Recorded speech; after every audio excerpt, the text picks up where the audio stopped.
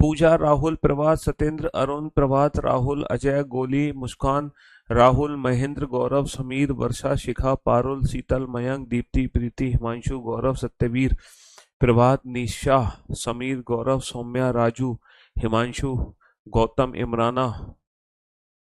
कैसे हो भाई आप सभी? बढ़िया, फर्स्ट क्लास, शानदार, जानदार, एकदम झकास। A very good afternoon to all. Good afternoon, good afternoon, good afternoon. A very good afternoon to all. हाँ जी। तो मेरे दोस्तों, मेरे भाइयों, मेरे जिगर के टुकड़ों, कैसे हो भाई आप सभी?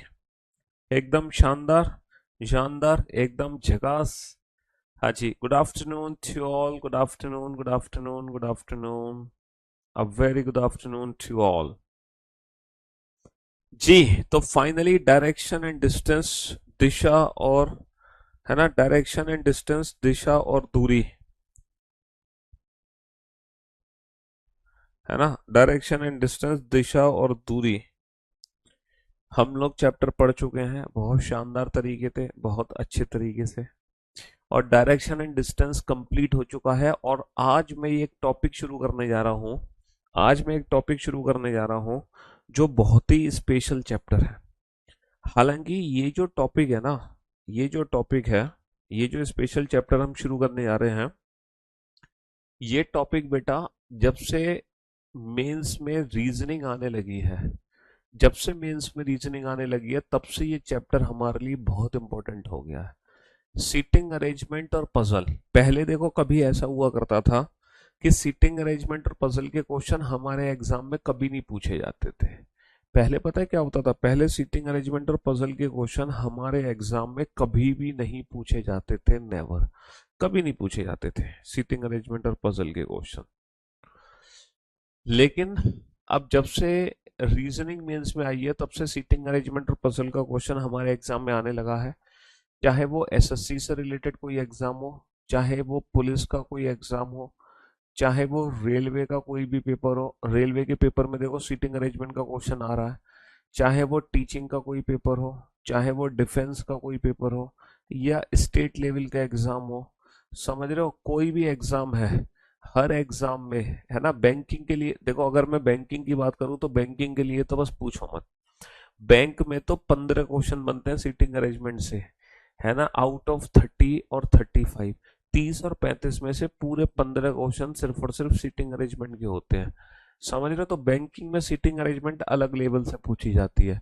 एग्जैक्टली है क्या चक्कर, बाकी एग्जाम्स में जो सीटिंग अरेंजमेंट आती है, उसमें क्या होगा कि एक सिंगल अरेंजमेंट होगी और एक अरेंजमेंट से रिलेटेड सिर्फ एक ही क्वेश्चन होगा। लेकिन बैंकिंग में जो सीटिंग अरेंजमेंट आती है ना, उसमें एक सिंगल अरेंजमेंट होगी और उस एक सिंगल अरेंजमेंट से रिलेटेड ना 5 क्वेश्चन पूछे जाएंगे। बैंक में एक सीटिंग अरेंजमेंट से रिलेटेड 5 क्वेश्चन होते हैं, जबकि बाकी एग्जाम्स में एक अरेंजमेंट आप बनाओगे ना, तो एक सिंगल अरेंजमेंट से रिलेटेड सिर्फ एक ही क्वेश्चन होगा। और बैंक में एक अरेंजमेंट से रिलेटेड पूरे 5 क्वेश्चन होंगे, है ना। बैंक में अगर आप एक अरेंजमेंट बनाते हो, है ना, बैंक में अगर आप एक अरेंजमेंट बनाते हो तो उससे रिलेटेड पूरे 5 क्वेश्चन सॉल्व करोगे।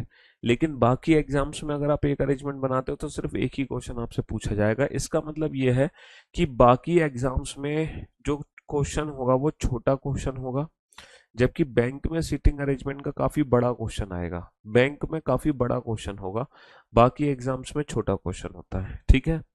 सीटिंग अरेंजमेंट ही एक ऐसा चैप्टर है जिसमें हम विदाउट पेन एंड पेपर नहीं कर सकते क्वेश्चंस। हमारी मजबूरी है कि यहाँ पर हमें पेन की जरूरत पड़ेगी, वो भी ना के बराबर पेन, ठीक है, हमें पेन की जरूरत पड़ेगी, है ना। सीटिंग अरेंजमेंट ही एक ऐसा चैप्टर है जिसमें हम रीजनिंग को विदाउट पेन एंड पेपर नहीं बना सकते हैं, ठीक है। चलिए, सीटिंग अरेंजमेंट को हिंदी में क्या कहते हैं? सीटिंग अरेंजमेंट को हिंदी में कहते हैं बैठने की व्यवस्था। सीटिंग अरेंजमेंट को हिंदी में कहते हैं बैठने की व्यवस्था। देखो, हमारे हमारे 3 चैप्टर हैं, वो तीनों चैप्टर अलग अलग हैं।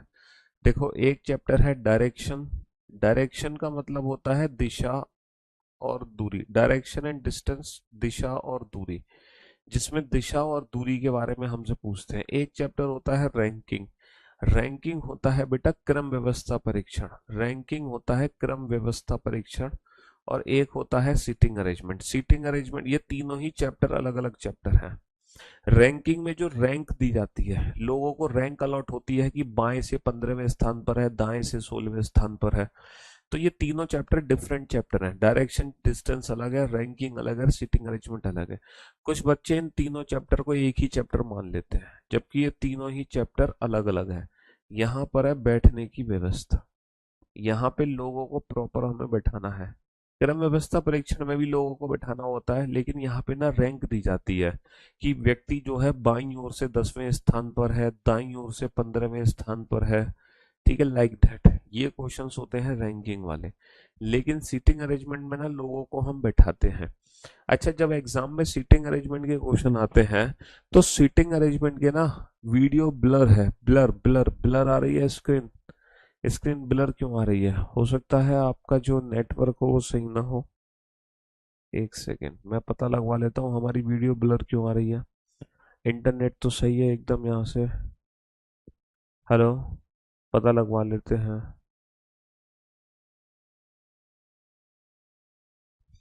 देखना वीडियो ब्लर आ रही है, बच्चे बता रहे हैं, और इसको बोलना एक बार पानी तो रख दे।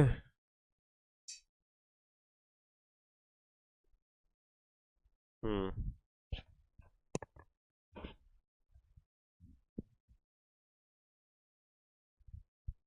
हाँ जी, चलिए साहब।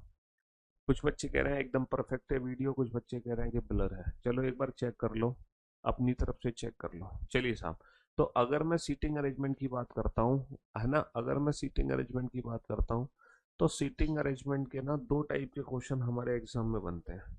सीटिंग अरेंजमेंट में ना दो टाइप के क्वेश्चन हमारे एग्जाम में बनते हैं, और वो दोनों टाइप कौन कौन सी है जरा ध्यान से सुनना।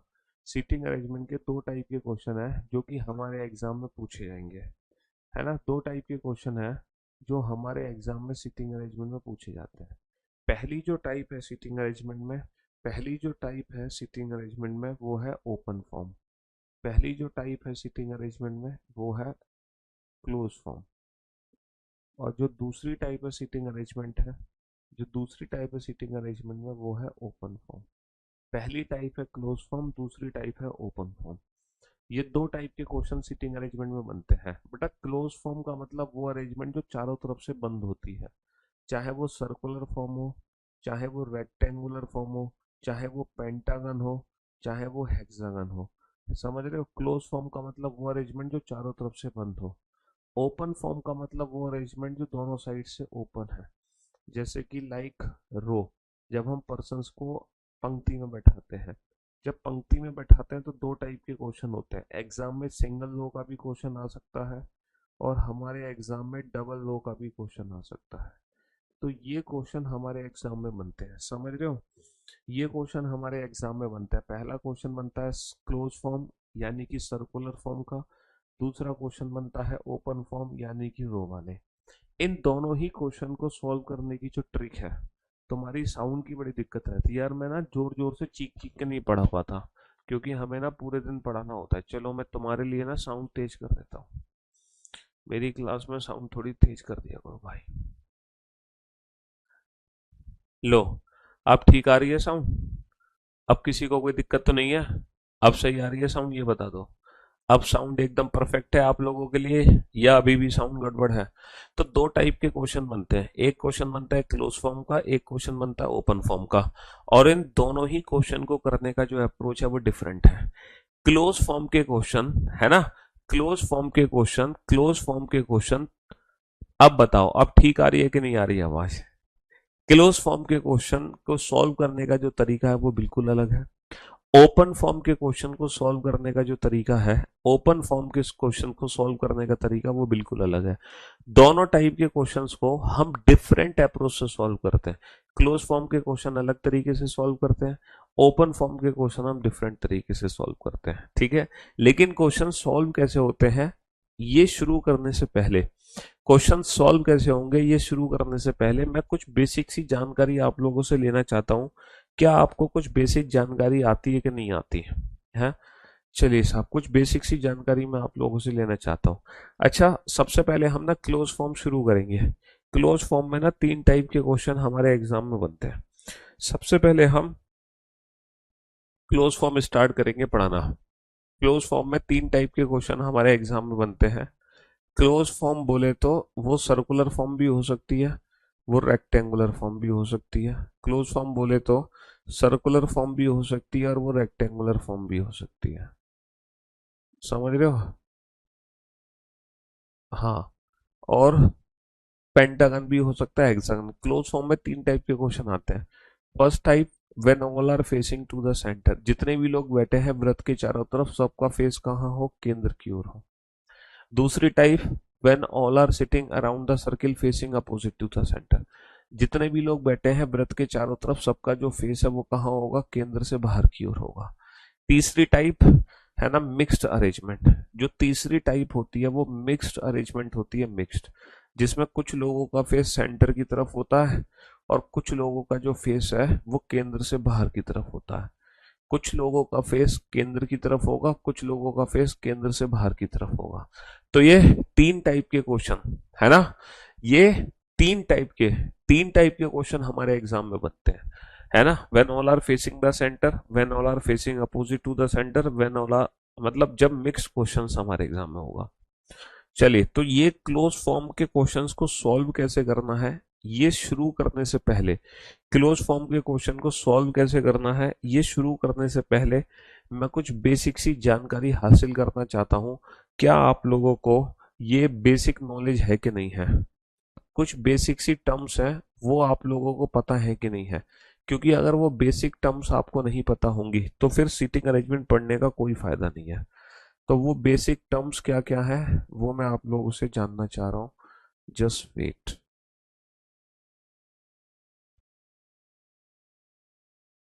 इसमें कुछ लोगों का फेस केंद्र की ओर है, कुछ लोगों का फेस केंद्र से बाहर की ओर है। ये पर्सन है ए, ये है बी, ये है सी, ये है डी, ये है ई, ये है एफ, ये है जी और ये है एच।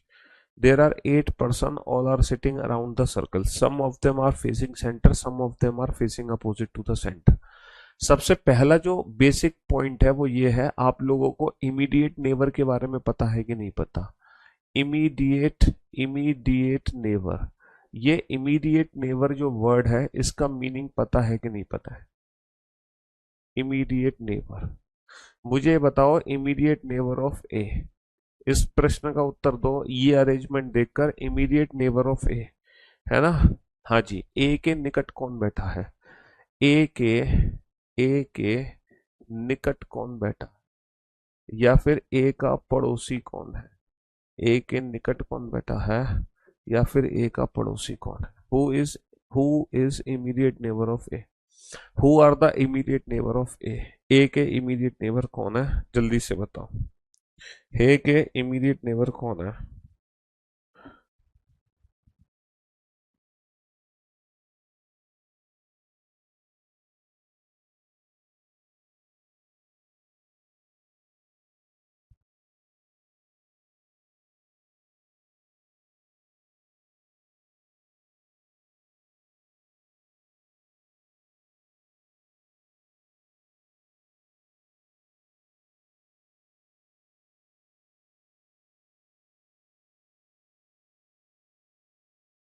हाँ जी। तो सर ए के इमीडिएट नेबर कौन है? ए के इमीडिएट नेबर का मतलब ये है जो ए के आसपास बैठे हैं। ए के इमीडिएट नेबर का मतलब जो है जो ए के आसपास बैठे हैं। बेटा ए के आसपास कौन है? बी और एच। ए के आसपास कौन है? बी और एच। तो इस क्वेश्चन का आंसर क्या होगा? B and H. इस क्वेश्चन का आंसर क्या होगा? B and H. ए के इमीडिएट नेबर कौन है? जो ए के आसपास बैठे हैं। ए के आसपास कौन बैठा है? बी और एच बैठा है ना। ए के आसपास कौन बैठा है? बी और एच। ठीक है। हाँ जी। ये बताओ who is next to A? Who is next to A? A के अगले स्थान पर कौन है? इस प्रश्न का उत्तर दो, तुम्हें इसका मीनिंग पता है कि नहीं पता? ए के अगले स्थान पर कौन है, ये वाला मीनिंग आप जानते हो कि नहीं जानते? ए के अगले स्थान पर कौन बैठा है? Who is next to A? A के अगले स्थान पर कौन बैठा है?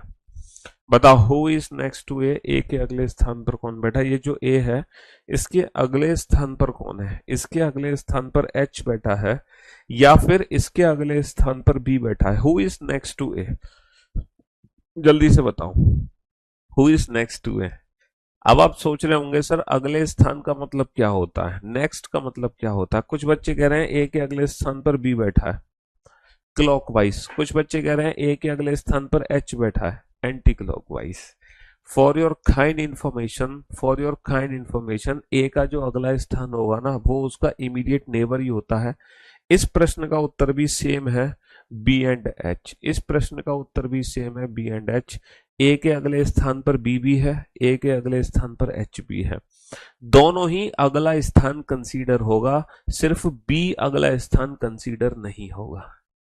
तो जो नेक्स्ट वर्ड है ना वो भी इमीडिएट नेबर को ही रिप्रेजेंट करेगा, समझे। इसीलिए ये वर्ड्स के मतलब आपको पहले से पता होने चाहिए। अगर आपको इन वर्ड्स के मतलब ही नहीं पता था, है ना, तो who is opposite to A, who is opposite to A, बताओ ए के विपरीत कौन बैठा है, who is opposite to A. आप ये बताओ ए के विपरीत कौन है, who is opposite to A के विपरीत कौन बैठा है, who is opposite to A के विपरीत कौन बैठा है ना। And who is facing who is facing A के सामने कौन है, ए के सामने कौन है, समझ रहे हो। Who is opposite to who is opposite to C के विपरीत कौन है, and who is facing C, who is facing C, who is facing C. Facing को हिंदी में मैं लिख देता हूं ए के सम्मुख, ए के सम्मुख कौन है, सी के सामने, सी के विपरीत कौन है। अपोजिट बेटा विपरीत भी होता है, और अपोजिट का मतलब होता है सामने, है ना, हाँ जी। और फेसिंग का मतलब होता है सम्मुख। बताओ ए के विपरीत कौन है सर, ए के सामने कौन बैठा है, सर ए के सामने कौन बैठा है, ए के सामने ई बैठा है। ए के सामने कौन बैठा है, ए के सामने या ए के विपरीत कौन बैठा है, ई बैठा है, ई। लेकिन ए के सम्मुख कौन है, ए के सम्मुख कौन है, ए के सम्मुख, सम्मुख का मतलब जिसका फेस ए की तरफ हो। क्या कोई ऐसा व्यक्ति है जिसका फेस ए की तरफ है, क्या ई का फेस ए की तरफ है, क्या ई का फेस ए की तरफ है, नहीं सर। तो who is facing A, none. A के सम्मुख कौन है, ए के सम्मुख कोई भी नहीं है। Who is opposite to C के विपरीत कौन है, सी के सामने कौन है, जी। सी के सामने जी बैठा है। एंड हु इज फेसिंग सी के सम्मुख कौन है बेटा, सी के सम्मुख भी जी है ना। सी के सामने भी जी है, सी के सम्मुख भी जी है, सी के विपरीत भी जी बैठा है, सी के सम्मुख भी जी बैठा है, सी के अपोजिट भी जी है, सी को फेसिंग भी जी करता है। सी और जी एक दूसरे को फेस करते हुए बैठे हैं। तो ये जो पॉइंट्स मैं लिखा रहा हूं ना, इन पॉइंट्स का मतलब आप लोगों को पता होना चाहिए बहुत अच्छे से, तभी आप सीटिंग अरेंजमेंट के क्वेश्चन बना सकते हो। वरना आप सीटिंग अरेंजमेंट के क्वेश्चन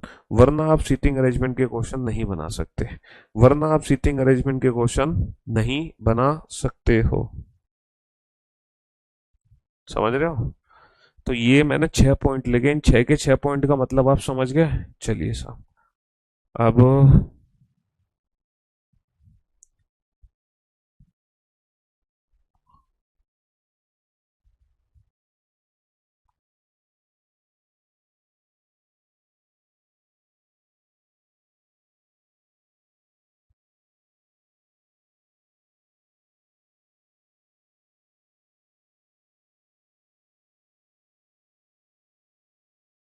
ये पेस्ट क्यों नहीं होता भाई, चलो कोई बात नहीं, नहीं हो रहा पेस्ट तो मत होने दो।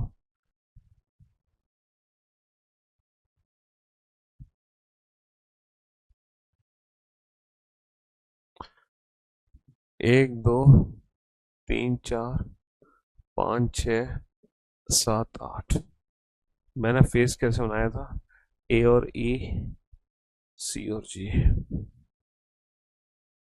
ए और ई और सी और जी, बाकी B F D H, B F opposite D H opposite, B F D H.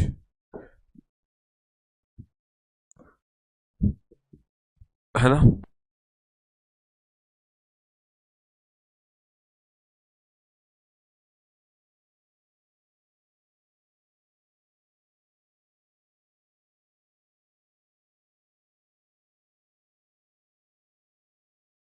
हाँ जी।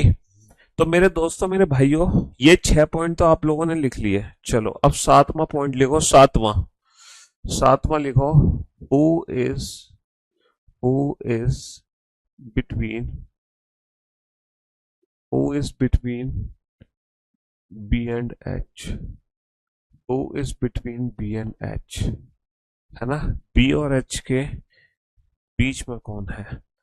बी और एच के बीच में कौन है?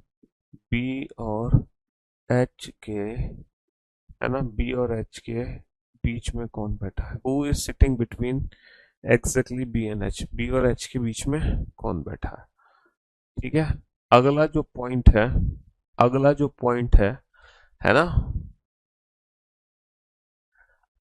फेसिंग। फेसिंग का मतलब ये होता है जो उसको सम्मुख है, जो उसकी तरफ फेस करके बैठा है। जैसे कि अगर इन 8 लोगों में मैं बताऊं, ए को फेस कोई नहीं करता, बी को भी फेस कोई नहीं करता, सी और जी एक दूसरे के सम्मुख है, दोनों का मुख एक दूसरे की तरफ है ना। डी और एच एक दूसरे के सम्मुख नहीं है। ई और ए एक दूसरे के सम्मुख नहीं है। एफ और बी एक दूसरे के सम्मुख नहीं है। ये एक दूसरे के विपरीत तो है, बट एक दूसरे के सम्मुख नहीं है। Who is sitting between B and H? तो बेटा बी और एच के ठीक बीच में कौन बैठा है? बी और एच के ठीक बीच में, बी और एच के ठीक बीच में ए बैठा है। अब तुम ये मत कहना कि सर बी और एच के बीच में ए है। सर बी और एच के बीच में तो ई भी तो हो सकता है। तुम ये मत कहना कि सर बी और एच के बीच में तो ई भी तो हो सकता है। जरा चेक करना ई है कि नहीं है। देखो बी और एच के बीच में ए है, और बी और एच के बीच में ये दो कार, तो ई भी तो होगा। लेकिन यहाँ पर जो बी और एच के बीच में ई है ना, ई को कंसीडर नहीं करना है। ई को कंसीडर नहीं करना है, बी और एच के बीच में ए को ही कंसीडर करना है। ठीक है। अब सबसे ज्यादा इंपॉर्टेंट चीज बेटा, राइट और लेफ्ट। सबसे ज्यादा इंपॉर्टेंट चीज है कि राइट और लेफ्ट का मीनिंग आपको पता होना चाहिए, कि किसी भी पर्सन का राइट साइड क्या है और किसी भी पर्सन की लेफ्ट साइड क्या है। तो जो राइट और लेफ्ट होता है ना, वो अकॉर्डिंग टू फेस होता है, अकॉर्डिंग टू फेस। व्यक्ति का मुख, बेटा व्यक्ति का मुख कहाँ है? व्यक्ति का फेस बाहर की तरफ है या अंदर की तरफ? तो जो राइट और लेफ्ट होता है ना, वो अकॉर्डिंग टू फेस होता है। फेस, व्यक्ति का मुख कहाँ है?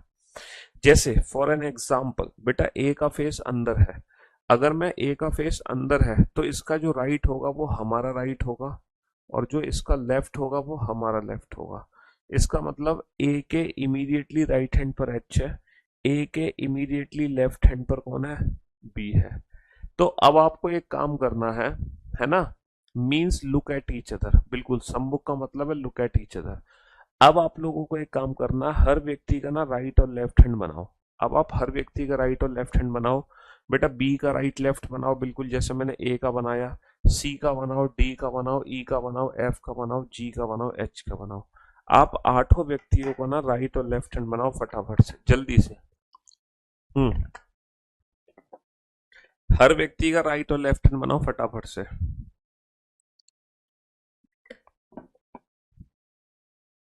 हर व्यक्ति का राइट और लेफ्ट हैंड कहाँ होगा? जल्दी से बनाओ बेटा, राइट और लेफ्ट हैंड समझना बहुत जरूरी है।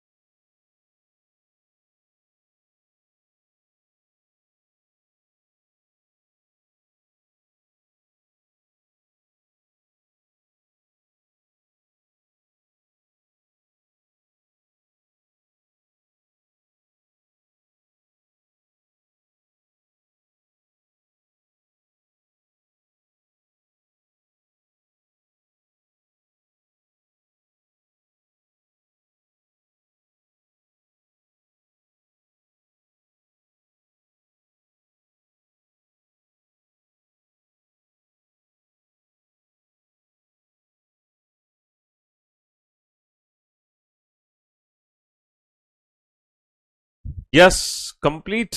चलिए साहब, तो मेरे ख्याल से बी का राइट लेफ्ट क्या होगा? देखो, अगर मैं बी की, ये पानी बोल देना उनसे, एक बार पानी रख देंगे। अगर मैं बी की बात करूं तो बेटा बी का फेस बाहर है। अगर बी का फेस बाहर है, बी का फेस बाहर है, तो बी का इमीडिएट राइट हैंड पे कौन होगा सर? बी के राइट हैंड पे सी, और लेफ्ट हैंड पे होगा, है ना, बी के लेफ्ट हैंड पे होगा ए। समझ रहे हो? बी के राइट हैंड पे तो सी होगा, बी के लेफ्ट हैंड पे ए होगा। अकॉर्डिंग टू फेस, बी का फेस बाहर है, सर सी का फेस अंदर है, तो इसका इमीडिएट राइट हैंड पे कौन होगा? बी। और लेफ्ट हैंड पे खुद को इमेजिन करो, डी का फेस बाहर है, तो इसके इमीडिएटली राइट हैंड पे ई होगा, इसके लेफ्ट हैंड पे सी होगा। डी, ई का फेस बाहर है, तो इसके राइट हैंड पे एफ होगा, लेफ्ट हैंड पे डी होगा। एफ का फेस बाहर है, तो राइट हैंड लेफ्ट हैंड। जी का फेस अंदर है, तो right hand left hand. H का फेस बाहर है, तो बेटा ये राइट हैंड और ये लेफ्ट हैंड। अब आप चेक करो, अब आप चेक करो हर व्यक्ति का राइट, अब आप चेक करो हर व्यक्ति का राइट और लेफ्ट कंफर्म है कि नहीं है। अब आप चेक करो, यार पानी पानी तो रख दिया करो यार, क्लास शुरू हुई 1 बजे। हाँ जी, अब आप चेक करो हर व्यक्ति का राइट और लेफ्ट आपके अकॉर्डिंग कंफर्म है कि नहीं कंफर्म। सर राइट तो बी की तरफ होगा, सर राइट तो बी की तरफ होगा। किसका राइट बी की तरफ होगा? सी का राइट बी की तरफ होगा। अब आप चेक करो फटाफट से, जल्दी से चेक करो और मुझे बताओ। अब मुझे बताओ, third, third to the third to the left of C, है ना? मुझे बताओ, third to the third to the right of B. मुझे बताओ, third to the third to the left of third to the left of third to the left of H, है ना? जल्दी से बताओ, third to the right of third to the right of third to the right of third to the right of G, third to the right of G. इन चारों question के answers लिखो फटाफट से, है ना? चलिए,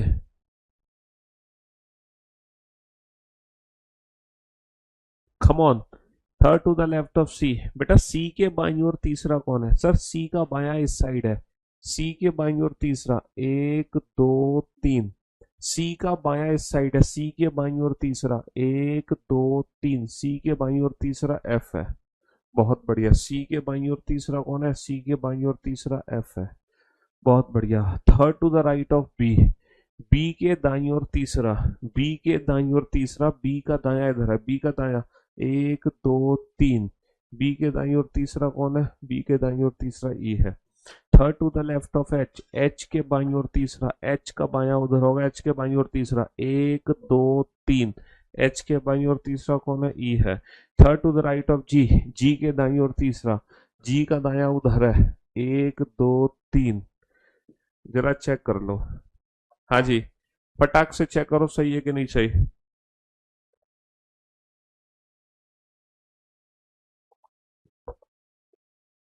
समझ आ गया?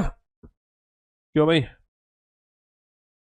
तो मैं उम्मीद करता हूँ राइट और लेफ्ट का कंसेप्ट हर बच्चे को समझ आ गया होगा, क्योंकि राइट और लेफ्ट का कंसेप्ट नहीं समझ आएगा तो फिर सारी कहानी खराब हो जाएगी। और एक आखिरी पॉइंट है सीटिंग अरेंजमेंट में, 10वां पॉइंट, एक लास्ट पॉइंट है, 10वां, मतलब 10 और 11। 10वां पॉइंट ये है, जब दो सेंटेंस को हम जोड़ते हैं तो या तो हु के थ्रू जोड़ते हैं, हु, होम, विच, डेट। तो ये सारे जो वर्ड होते हैं ये किसके लिए होते हैं? सेकंड पर्सन को रिप्रेजेंट करते हैं, यानी कि ऑब्जेक्ट, यानी कि उससे ठीक पहले जो व्यक्ति आएगा ये उसको रिप्रेजेंट करेंगे, है ना?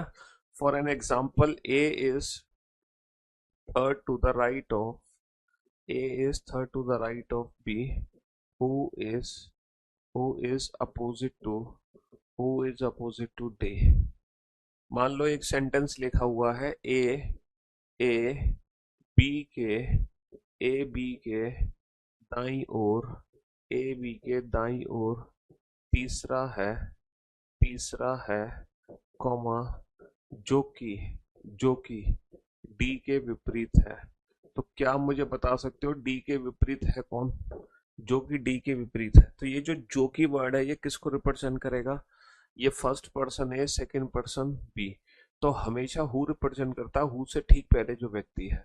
हु हमेशा सेकंड पर्सन को रिप्रेजेंट करेगा। जो कीवर्ड किसको रिप्रेजेंट करेगा? फर्स्ट पर्सन है। सेकंड पर्सन ऑब्जेक्ट को रिप्रेजेंट करेगा। ऑब्जेक्ट क्या है? बी।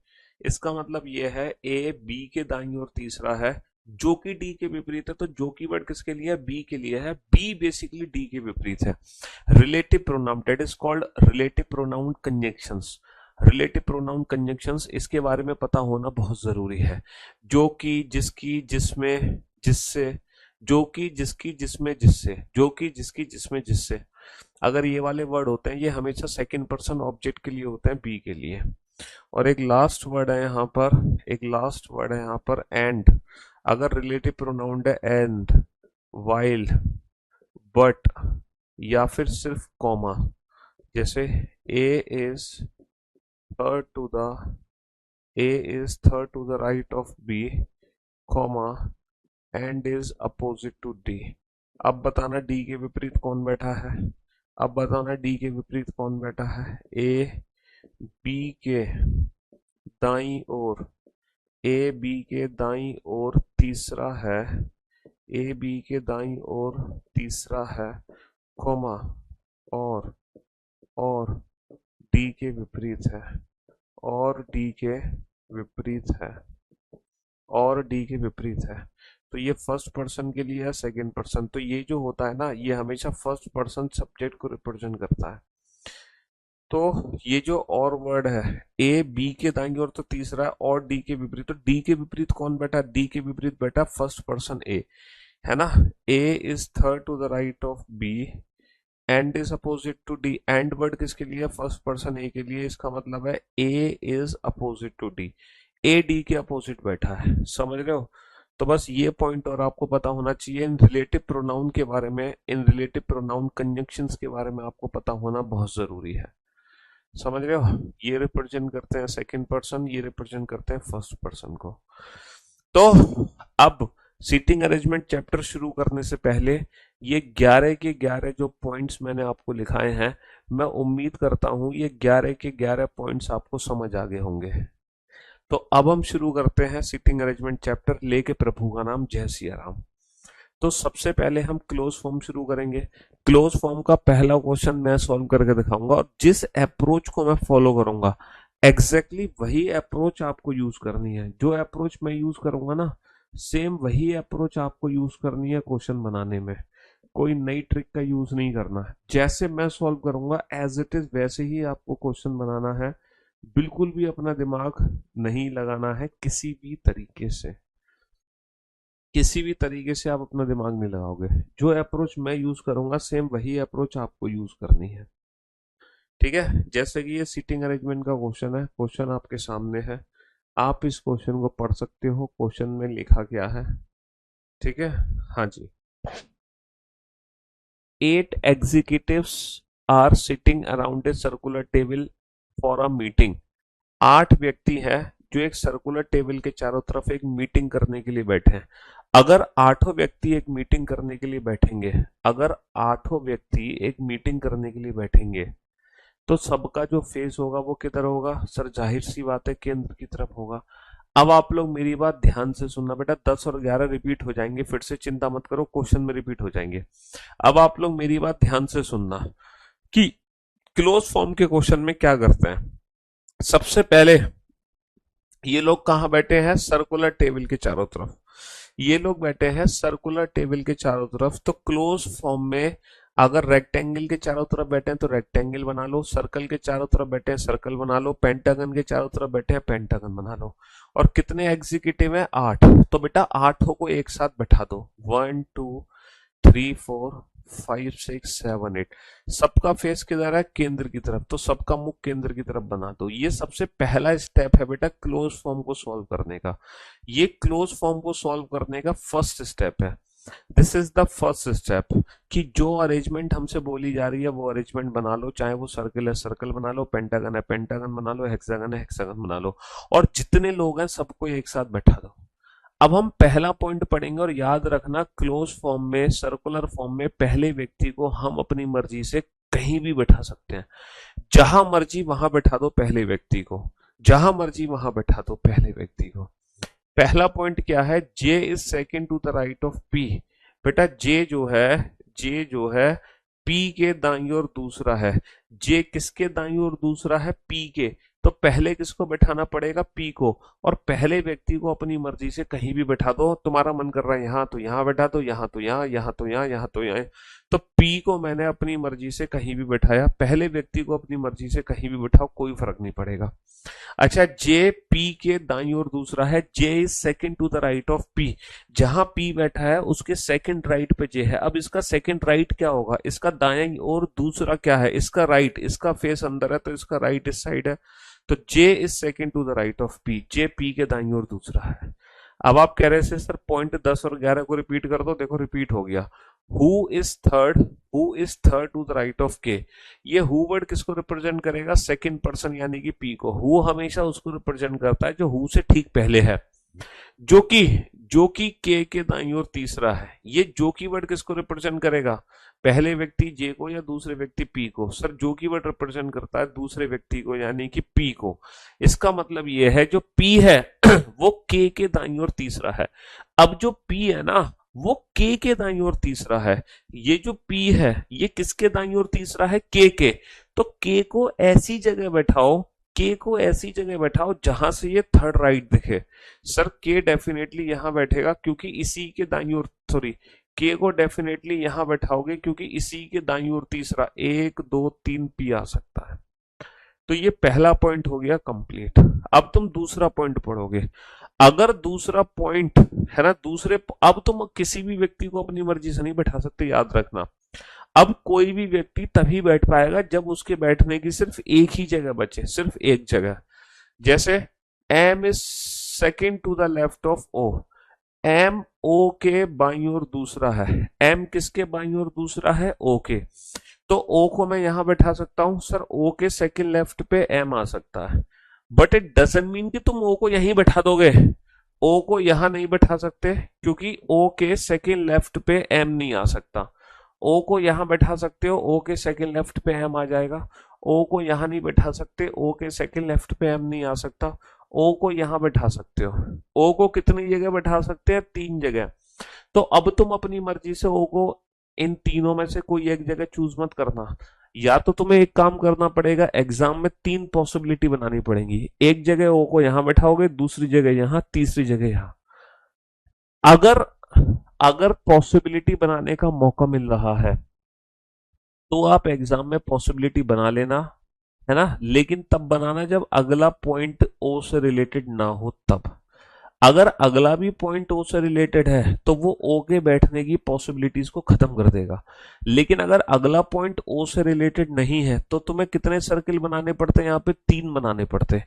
लेकिन अगला पॉइंट बेटा ओ से रिलेटेड है, जो की वर्ड किसके लिए है, ओ के लिए।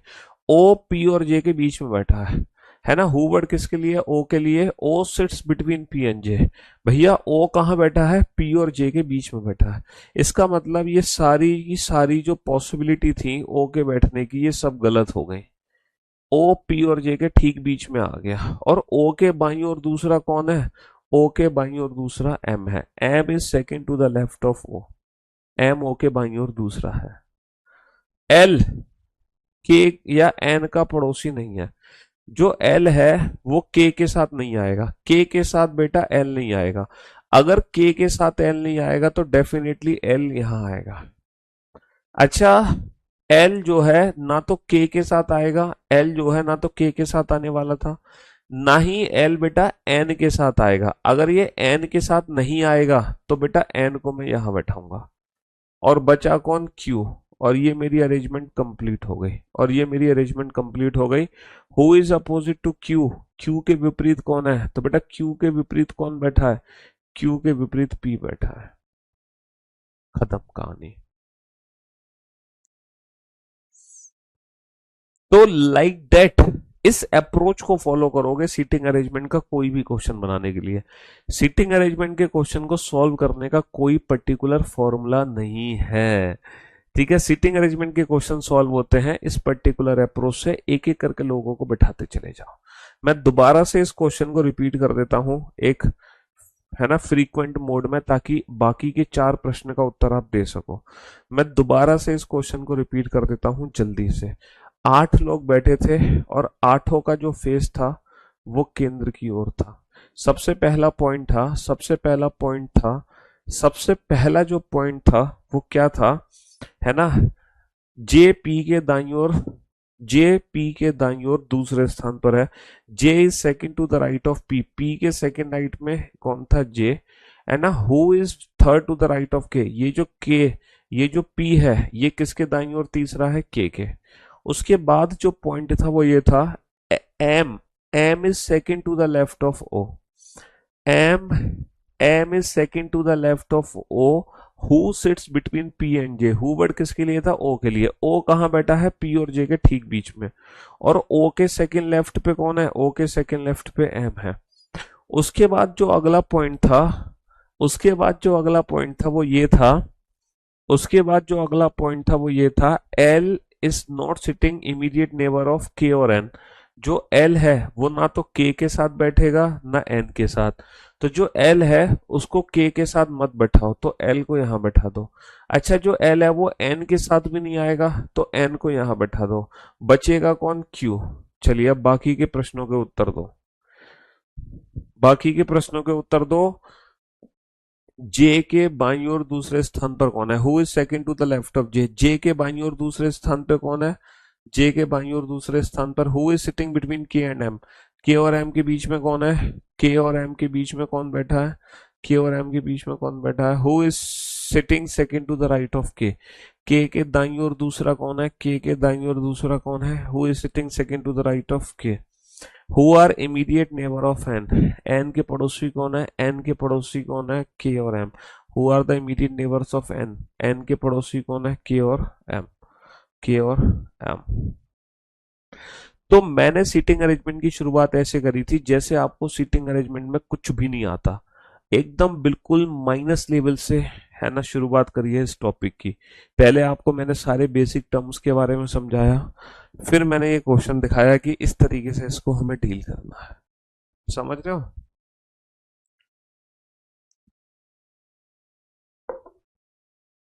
बिल्कुल जीरो लेवल से शुरुआत करी है हमने, एकदम जीरो लेवल से। जिंदगी में आपने एक सीटिंग अरेंजमेंट नहीं बनाया होगा,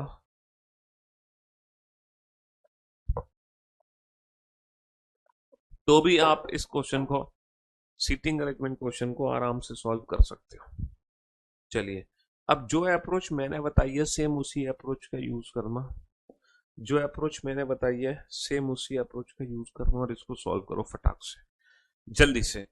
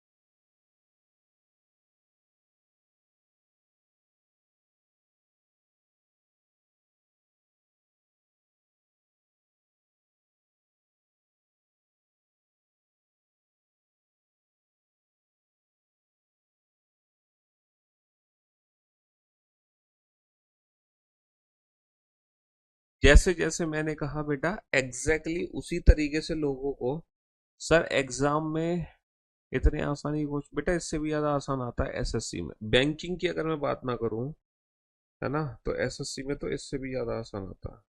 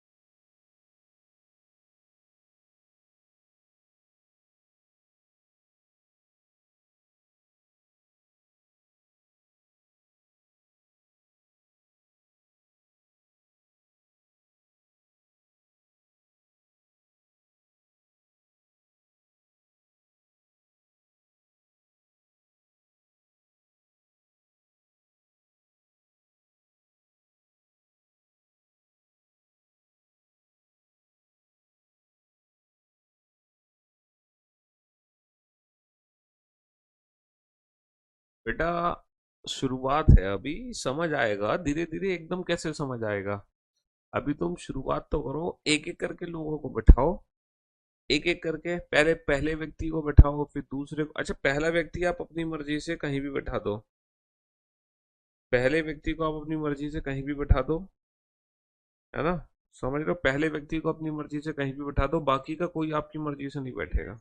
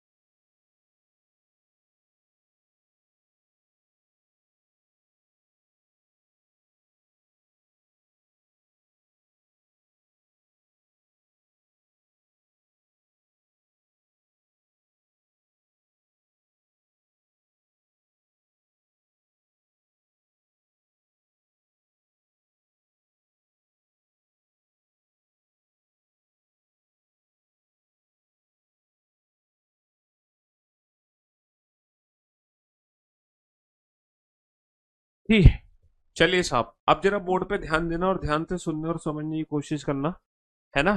कितने व्यक्ति हैं? A B C D E F G H, 8 व्यक्ति हैं और केंद्र की ओर मुख करके बैठे हैं, एक वृत्त के चारों ओर बैठे हैं। ठीक है, सबसे पहले साहब हम क्या बनाएंगे? सबसे पहले हम वृत्त बनाएंगे, हमने बना दिया वृत्त। और क्लोज फॉर्म के क्वेश्चंस को सॉल्व करने की ट्रिक है, जितने लोग हैं सबको एक साथ बैठा दो, सबको एक साथ बैठा दिया जी, सबको एक साथ बैठा दिया। समझ रहे हो बिल्कुल सबको। और सबका फेस किधर है? सबका फेस केंद्र की ओर है, तो सबका फेस हमने केंद्र की ओर बना दिया, सबका फेस हमने कहाँ बना दिया? केंद्र की ओर बना दिया, बहुत बढ़िया। अब पहला पॉइंट क्या है? ए एच के दाएं से चौथे स्थान पर है। A sits fourth to the right of H. A sits fourth to the right of H, A H के चौथे स्थान पर है। पहला व्यक्ति एच, जहां मर्जी वहां बैठाओ। और इसके दाईं ओर चौथा, इसका दाया, इसका फेस अंदर है तो इसका राइट इधर होगा, है ना। तो 1 2 3 4, और वैसे भी जब 8 व्यक्ति होते हैं तो 4 लेफ्ट या 4 राइट का मतलब अपोजिट। 6 व्यक्ति होते हैं तो 3 लेफ्ट या 3 राइट का मतलब अपोजिट। और वर्ड किसके लिए है बेटा? ये रिलेटिव प्रोनाउन और रिप्रेजेंट करेगा फर्स्ट पर्सन ए को। तो जो ए है वो एफ के बाएं से दूसरे स्थान पर है।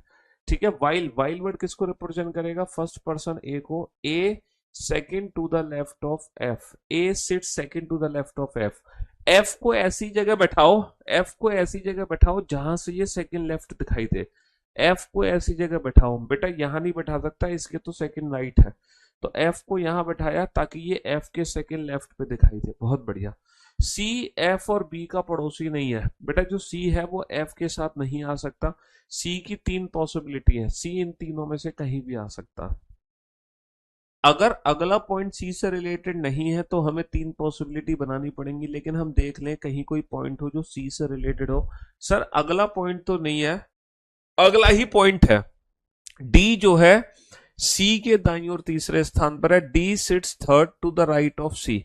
तो सी को ऐसी जगह बैठाओ जहां से थर्ड राइट पे डी दिखाई दे। सी को ऐसी जगह बैठाओ जहां से थर्ड राइट, अगर मैं सी को यहां बैठाता तो इसके थर्ड राइट पे डी कभी नहीं आ सकता, हटा दो। अगर मैं सी को यहां बैठाता तो इसके थर्ड राइट पे डी कभी नहीं आ सकता, हटा दो। तो डेफिनेटली सी यहां आएगा। तो सी का थर्ड राइट डी है, तो सी को तभी बैठा सकते हैं जब उसके बैठने की सिर्फ एक ही जगह बचे। सी के थर्ड राइट पे डी आ गया, बहुत बढ़िया। एच कभी भी, एच कभी भी जी के अगले स्थान पर नहीं आएगा। H never sits next to G. H बेटा जी के आसपास नहीं आएगा, तो जी अगला स्थान मतलब इमीडिएट नेबर्स। तो बेटा जी यहां आ गया, बहुत बढ़िया। और और और एक पॉइंट हमने छोड़ दिया था, कि जो कौन था, सी जो है वो एफ और बी का पड़ोसी नहीं है। सी ना तो एफ के साथ आने वाला था और ना ही सी बेटा बी के साथ आएगा। बी, तो बी को मैं यहां नहीं बैठा सकता, बी को मैं यहां बैठाऊंगा। अब बचा कौन, ई। खत्म कहानी, और ये अरेंजमेंट हो गई complete. Who is sitting between B and D, तो बेटा बी और डी के ठीक बीच में कौन है, बी और डी के ठीक बीच में। Who is sitting between B and D, B और डी के ठीक बीच में कौन बैठा है, एफ बैठा है। Who is third to the right of F, F के दाईं ओर तीसरा, एक दो तीन। एफ के दाईं ओर तीसरा, एक दो तीन। एफ के दाईं ओर तीसरा कौन बैठा है, ई बैठा है। अच्छा, ये तीन क्वेश्चन के आंसर तब तुम दे पाओगे जब अरेंजमेंट तुम्हारे सामने हो। तो मैं क्या करता हूँ, इस अरेंजमेंट को रिपीट कर देता हूँ ताकि तुम्हारा रिवीजन भी हो जाएगा, और अगर थोड़ा बहुत डाउट होगा वो रिपीट हो जाएगा, तुम्हारा डाउट मतलब दूर हो जाएगा। चलिए साहब, ए एच के दाईं ओर चौथा, A sits four to right of H, H को बैठाया इसके दाईं ओर चौथा ए, और एफ के बाईं ओर दूसरा, ये किसके बाईं ओर दूसरा है, एफ के, तो मैंने एफ को यहां बैठाया। बी, सी जो है एफ और बी के साथ नहीं था, तो एफ के साथ बेटा सी नहीं आ सकता, तो सी तीन जगह आ सकता है। लेकिन सी के दाईं ओर तीसरे स्थान पे डी आना चाहिए, सी के थर्ड राइट पे डी नहीं आ सकता। सी के दाईं ओर तीसरा डी नहीं आ सकता, तो सी के दाईं ओर तीसरा कौन आएगा, डी आ जाएगा। अच्छा, अच्छा, जो एच था वो किसके बगल में नहीं है, एच जी के बगल में नहीं था, एच जी के बगल में नहीं था, जी यहाँ आ गया। और जो सी था वो एफ और बी के बगल में नहीं था, बी को यहाँ नहीं बैठा सकते, तो बी को यहाँ बैठाएंगे, बचा कौन, ए। चलिए साहब, बाकी के तीन क्वेश्चन के आंसर दो फटाफट से, बाकी के तीन क्वेश्चन के आंसर दो फटाफट से। हाँ जी।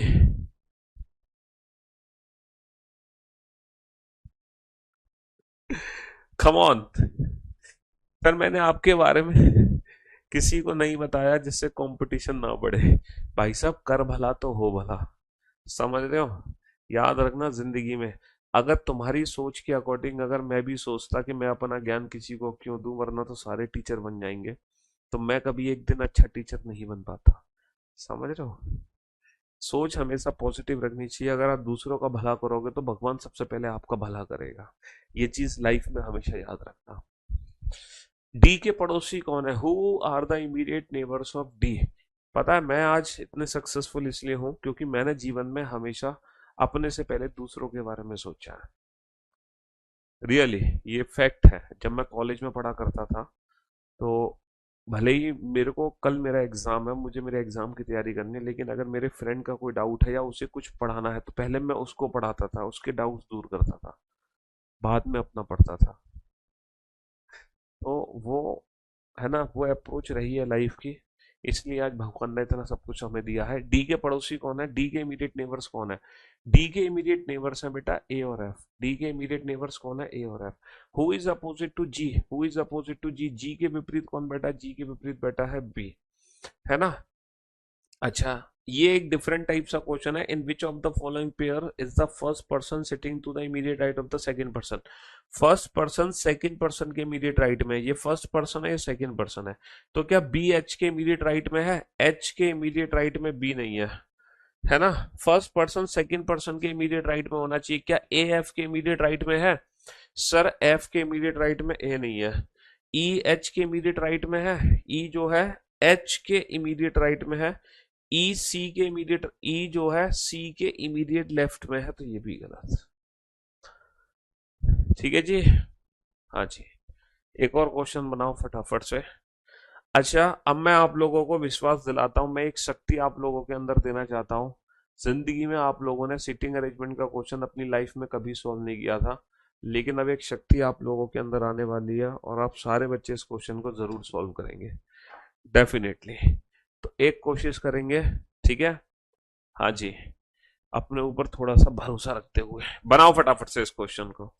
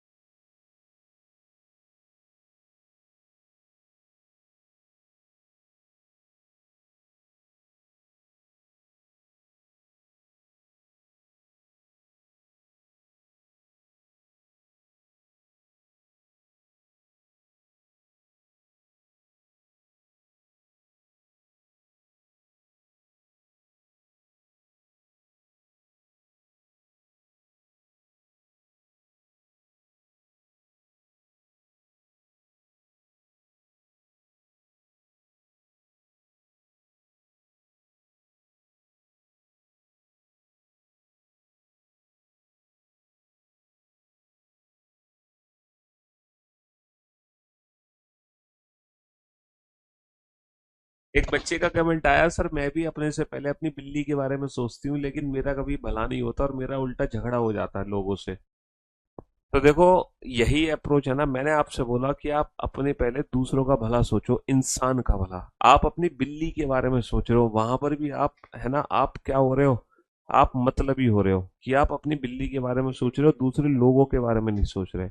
मैंने बोला है कि आपको दूसरे लोगों के बारे में सोचना है कि पहले उनका भला हो।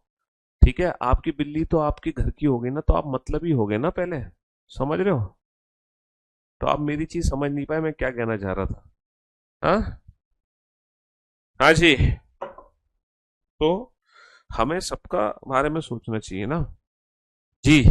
चलिए साहब, MNPRTW FNH केंद्र की ओर मुख करके एक वृत्त के चारों तरफ बैठे हैं। कितने लोग हैं? 8 लोग हैं। सबका फेस केंद्र की ओर है। पहले तो ये बताओ भाई साहब,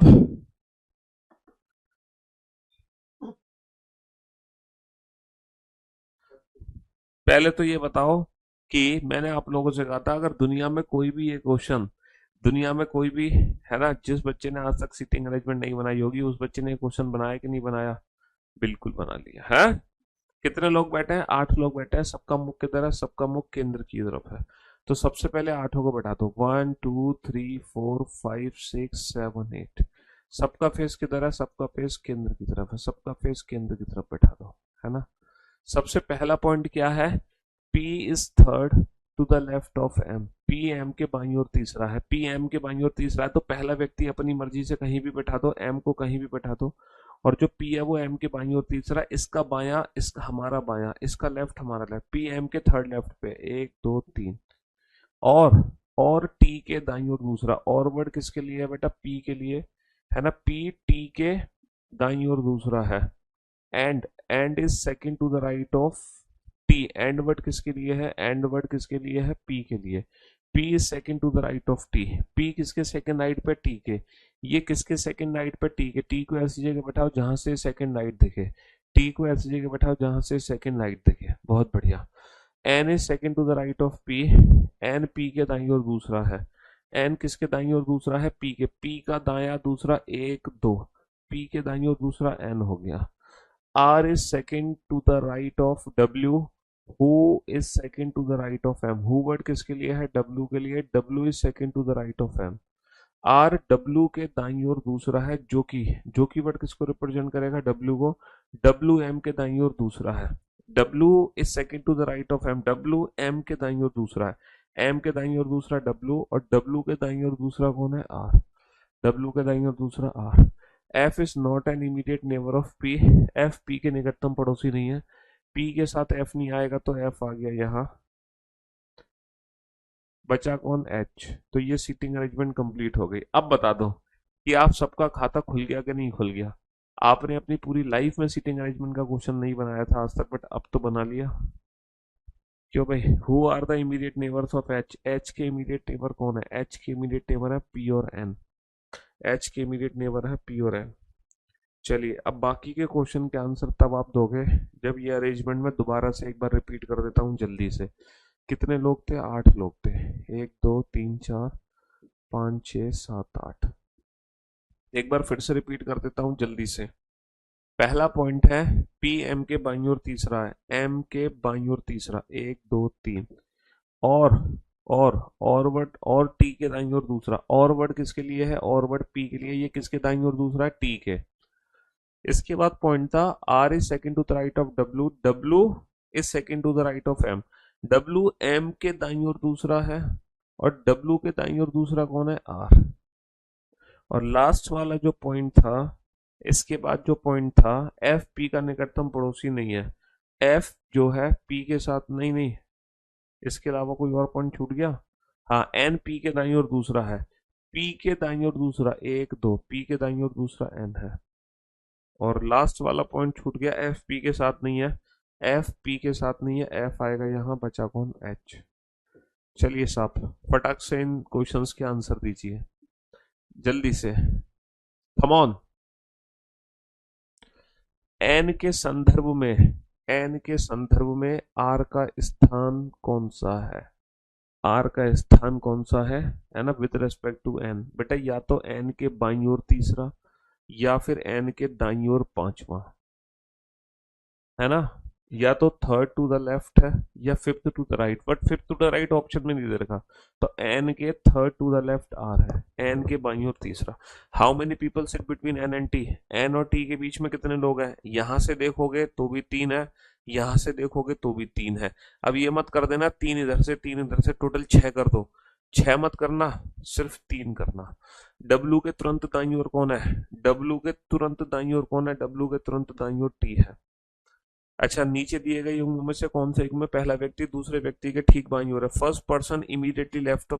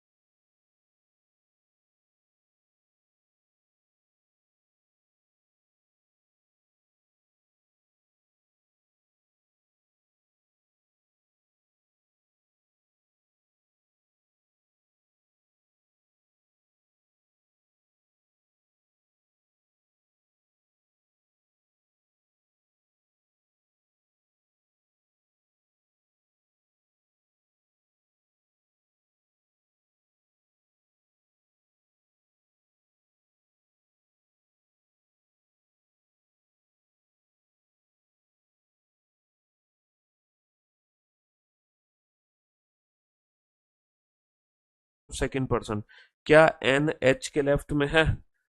एन जो है एच के राइट में है। क्या एफ एम के लेफ्ट में है? एम के राइट में है एफ। क्या टी डब्ल्यू के लेफ्ट में है? टी डब्ल्यू के राइट में है। क्या ये पक्का आर पी के लेफ्ट में होगा? देखो 100% जो आर है वो पी के इमीडिएट लेफ्ट में है। तो आज हमने सीटिंग अरेंजमेंट की शुरुआत करी है और आज सीटिंग अरेंजमेंट का फर्स्ट डे था। ये बिल्कुल बेसिक सीटिंग अरेंजमेंट है, एकदम जीरो लेवल से शुरू किया है। सीटिंग अरेंजमेंट के कम से कम होंगे बेटा 8 से 10 लेक्चर, जिसमें ये पहला लेक्चर था, बिल्कुल बेसिक जीरो लेवल का लेक्चर। ठीक है, चलिए तो goodbye, thank you so much, thanks a lot, love you guys, love you all, take care.